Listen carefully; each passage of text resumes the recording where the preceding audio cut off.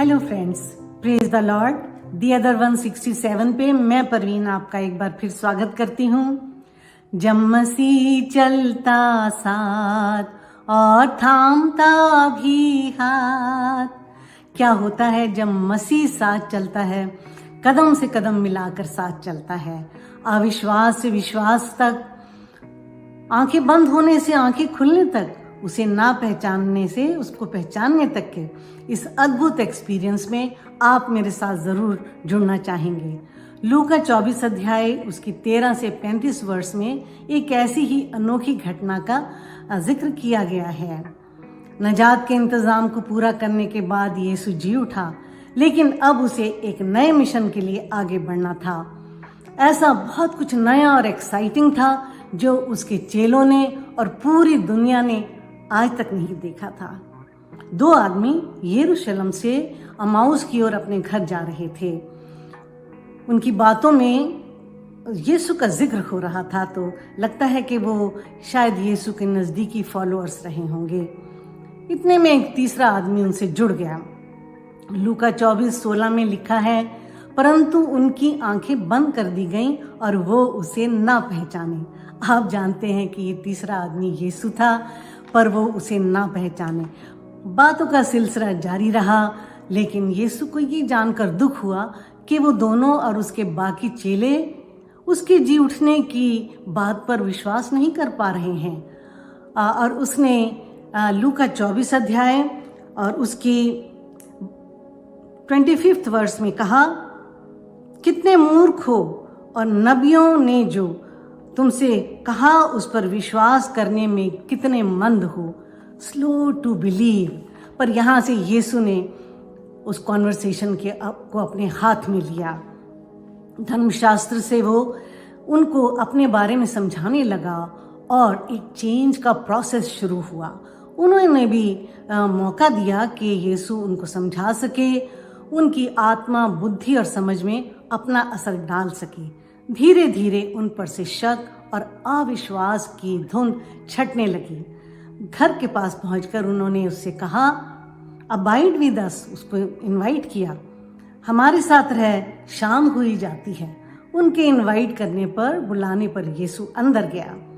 थोड़ी देर में भोजन परोसा गया और यीशु ने प्रार्थना करके जैसे ही रोटी तोड़कर उन्हें दी, उनकी आंखें खुल गईं और वो उसे पहचान गए।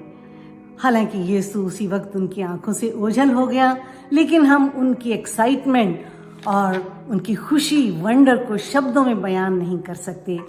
लूका 24:32 में लिखा है, फिर वे आपस में बोले, राह में जब वो हमसे बातें कर रहा था और हमें शास्त्रों को समझा रहा था, तो क्या हमारे हृदय के भीतर आग सी नहीं भड़क उठी थी?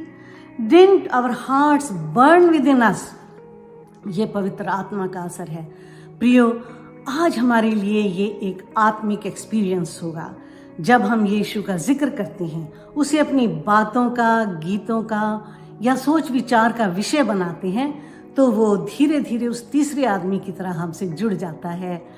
वो हमें धीरे धीरे अपनी प्रेजेंस में और बुद्धि और समझ में लेने लगता है। यहाँ ये भी ज़रूरी है कि हम उसके पवित्र आत्मा को काम करने का मौका दें। अगर हम शक और अविश्वास और काउंटर आर्ग्यूमेंट्स में पढ़ने लगते हैं, तो हम पवित्र आत्मा को काम करने का मौका नहीं देते। हमारी आत्मिक आंखें बंद ही रह जाती हैं। ना केवल हम यीशु को दुख देते हैं, बल्कि शैतान को खुश करते हैं, क्योंकि शक और अविश्वास शैतान के हथियार हैं। लेकिन अगर हम एक रिसीविंग हार्ट से, विश्वास और ट्रस्ट से अपने आप को उसे सौंप देते हैं और उसे कबूल करके कहते हैं, अबाइड इन मी, यीशु अंदर आइए, मेरे साथ रहिए, तो वो हमारी आत्मा, बुद्धि और समझ में आता है और हमारी आत्मिक आंखों को खोलकर उसको जानने, समझने, छूने, एक्सपीरियंस करने का मौका देता है।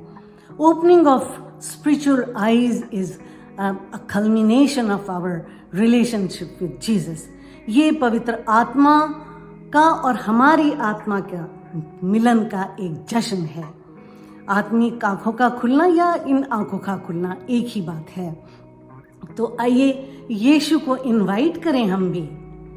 रे मेरे साथ जल हुआ जाती शाम, खुदावंद रे तू मेरे साथ मुदाम, दिल हो बेचैन ना कोई रहे साथ, बेकस के हामी रह तू मेरे साथ।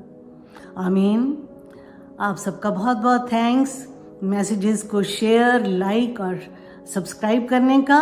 और हमें बहुत खुशी होगी अगर आप चाहें तो अपने प्रेशियस कमेंट्स और इनसाइट कमेंट बॉक्स में लिख सकते हैं। God bless you.